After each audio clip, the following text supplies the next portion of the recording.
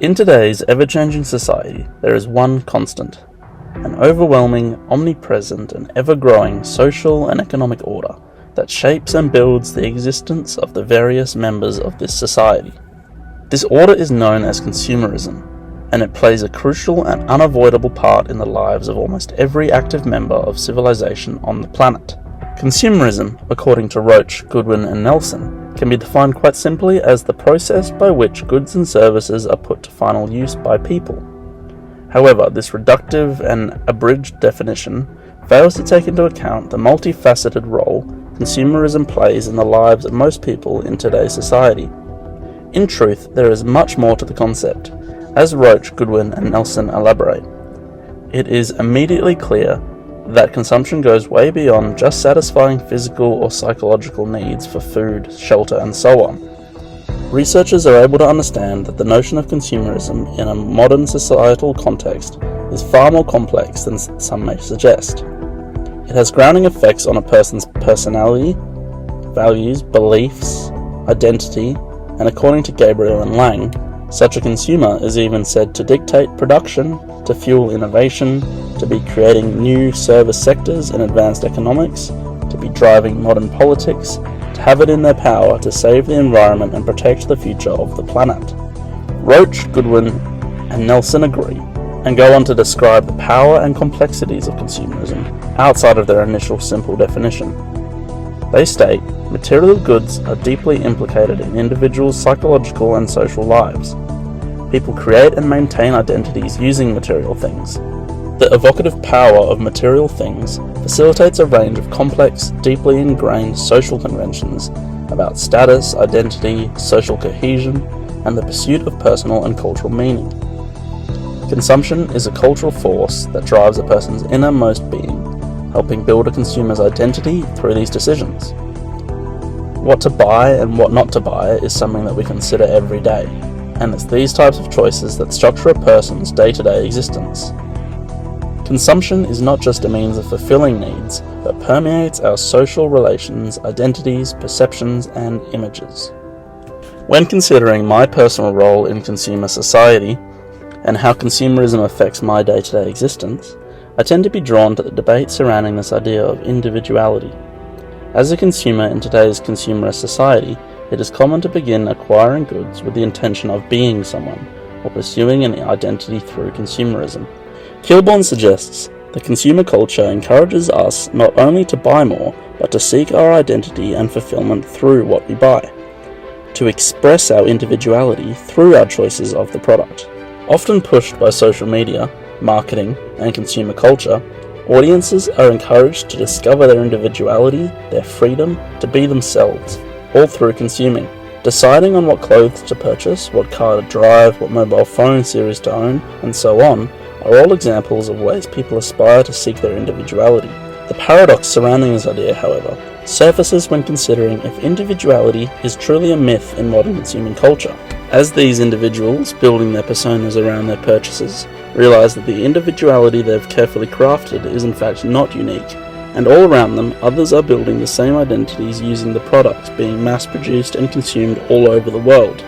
It's this conundrum I aim to avoid. Discussed by Clark, the social logic of fashion and pursuing fashion in order to maximize their inner freedom is something I try to elude. In contrast to building my individuality through material objects such as fashion, a technique described by Clark as the refuge of the weak, in my day-to-day existence I am always looking to craft such individuality and inner freedom through experiences and relationships, looking outside of the material and superficial to acquire what genuine society has to offer.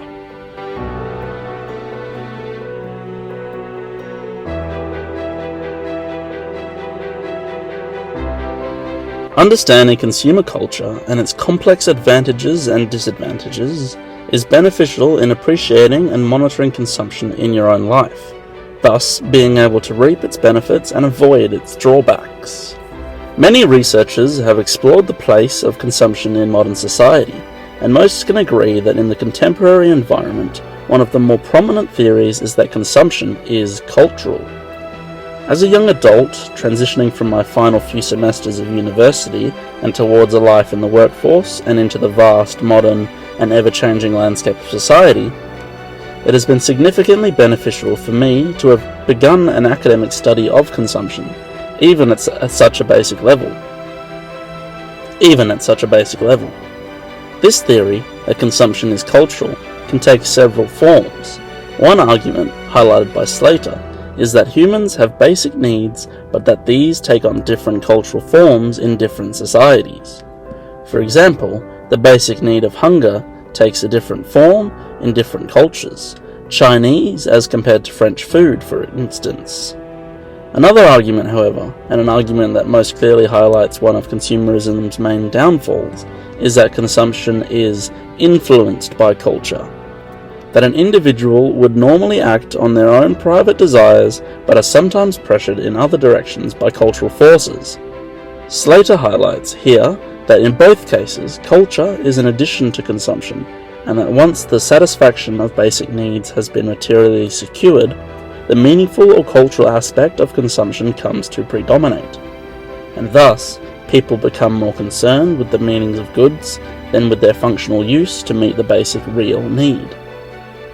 This leads us to the idea of affluenza, a theory described in the context of Australia by Hamilton as the bloated, sluggish and unfulfilled feeling that results from efforts to keep up with the Joneses, as well as an epidemic of stress, overwork, waste and indebtedness caused by dogged pursuit of the Australian dream. Simply put, people always believe they require more, whether it's money, property, success, friendships, love, respect, and so on. Individuals affected by this phenomenon, and we almost all are, see what others have and what they themselves have, and decide they need more. It's understanding these theories that will hopefully allow me to make intelligent and informed decisions in my life.